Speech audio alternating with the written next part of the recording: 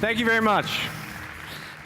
Thank you very much, Chicago. I'm very happy to be back here at CIW. This is my second year hosting, which is very exciting.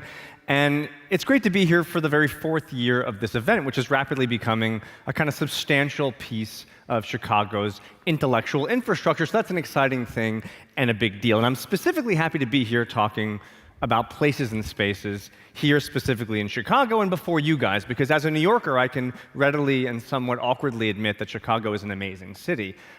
You guys have amazing infrastructure. You have incredible architecture. You tend to blend old with the new in a way that, frankly, New York doesn't always do very well. And you yourselves, as urban residents, are kind of amazing advocates. You guys know your cities very well, and you tend to have a handle on what kind of city you want to have, which is impressive.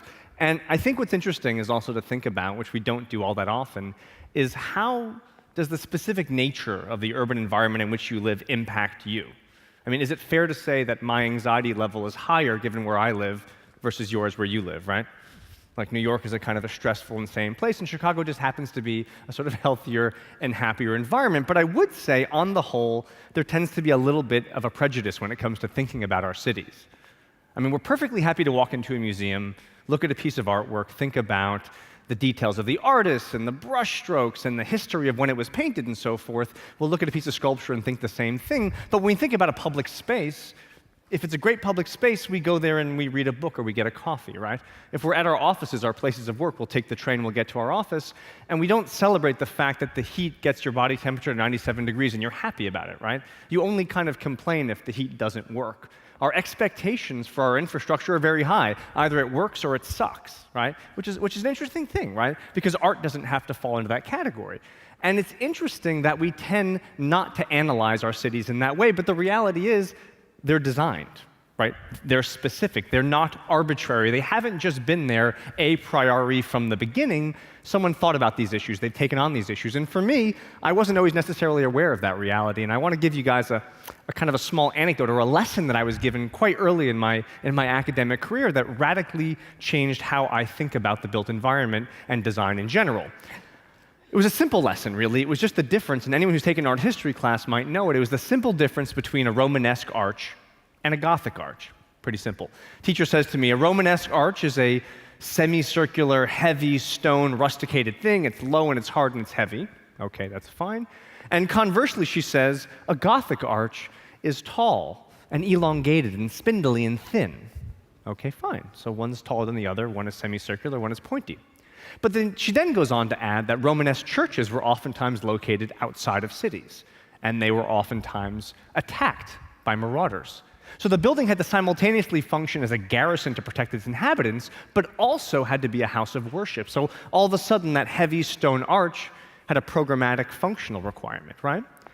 Alternatively, she says, Gothic churches, as we know, are located in urban environments, right? I mean, imagine yourself in 17th century Paris. You're in your crappy little apartment. There's no running water. There's no electricity. You leave your little home. You walk down the street. There's probably like trash everywhere.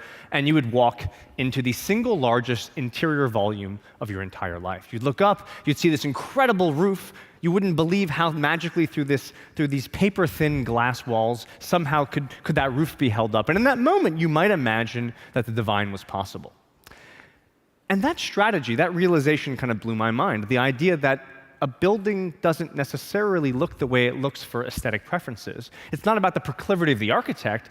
There are a series of circumstantial environmental forces, whether they be theological, political, sociological, environmental, structural. All these different forces, all these different inputs come to bear on a single moment, and it produces the object. In other words, a building or a city is an artifact. It's the result, if it's a good one, of the awareness of a series of different ideas that come to bear onto this object, which for me was sort of a fascinating realization.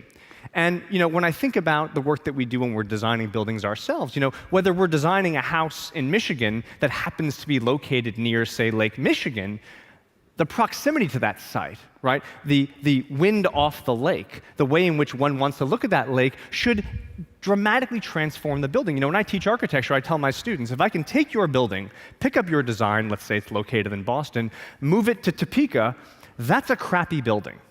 In a sense, these things need to be born of their place. For example, if we're designing an office building that just happens to be for the American Bible Society, the way in which the medieval text relates to the modern society in which they're sharing that text should radically transform the office building they give them. In other words, the American Bible Society's office space ought not look like the office space of Procter & Gamble. If we're designing a museum in Budapest, for example, that happens to be located on the edge of a city park, yes, of course, it must function as a museum. It needs to be a great building with climate control and so on and so forth, but it also needs to function as a gateway to get people from the city into the park, and perhaps people who never actually go into that building at all. Or most recently, we've been working on a tower, a hotel, actually, a Courtyard Marriott of all things, that's located on the southern edge of the World Trade Center site. And yes, of course, you need to think about the commercial interests of your tower, but how do you also think about a project that needs to also be directly in the visual view of someone who's mourning their loved ones or thinking about the worst domestic attack since Pearl Harbor? How can a building simultaneously deal with a multiplicity of different challenges and still do what it needs to do, which is to be a regular, normal building? I mean, how can a building that's not but 300 feet still stand tall conceptually alongside a site as significant as that? And we're very excited our building is at long last under construction.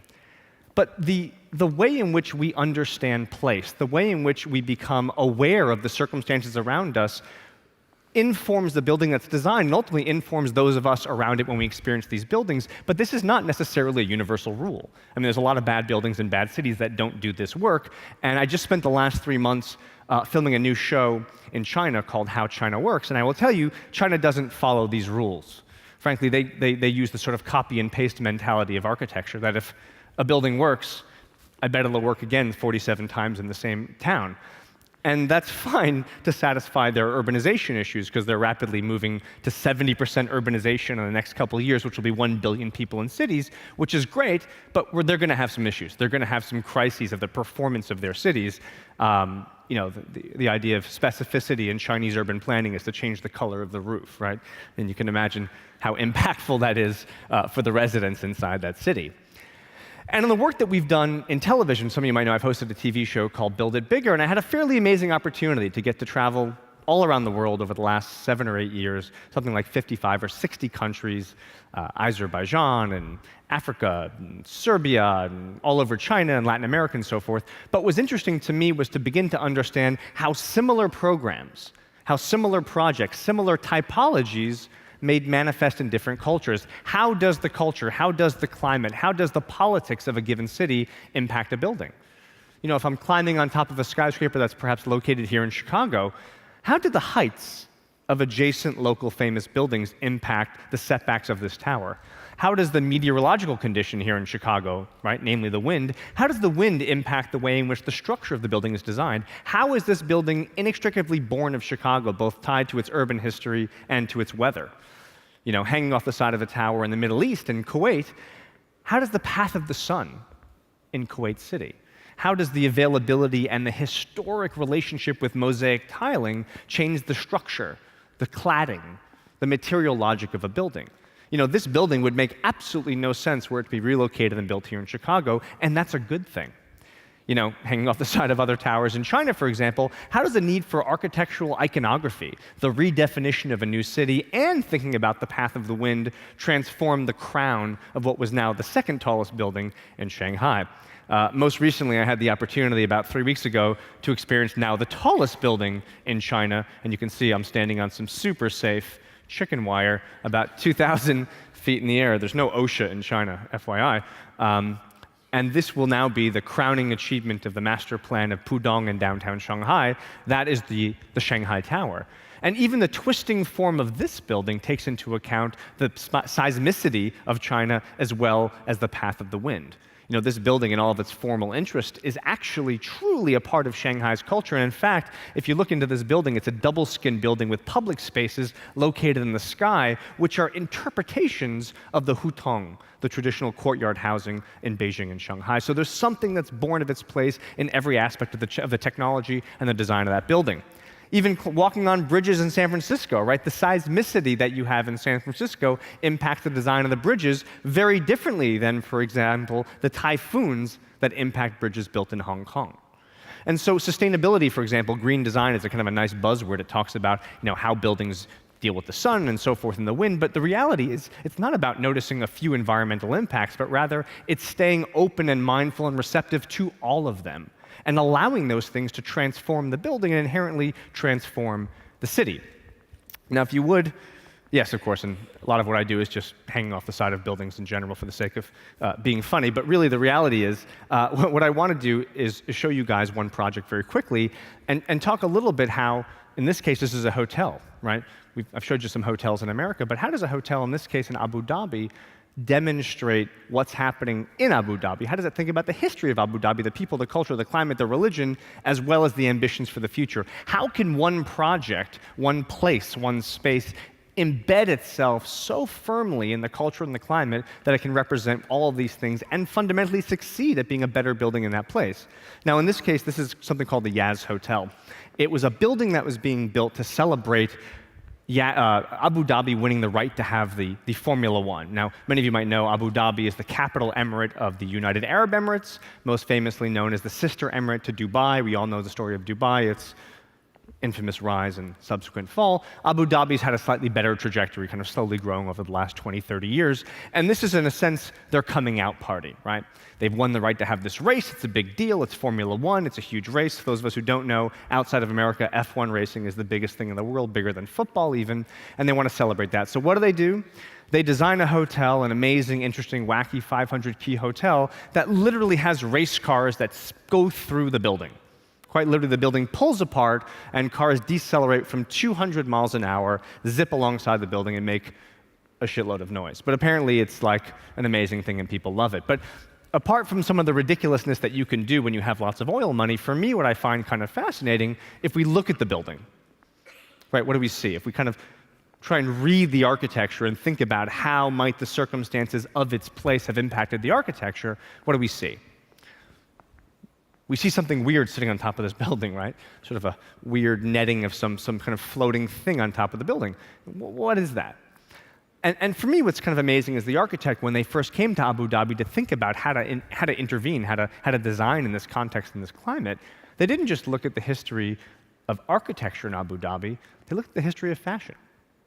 And if you look to your right, you can see a gentleman in a dish dasha, right, the traditional clothing of the area. And you can see he's wearing this white, loose, flowing robe, right?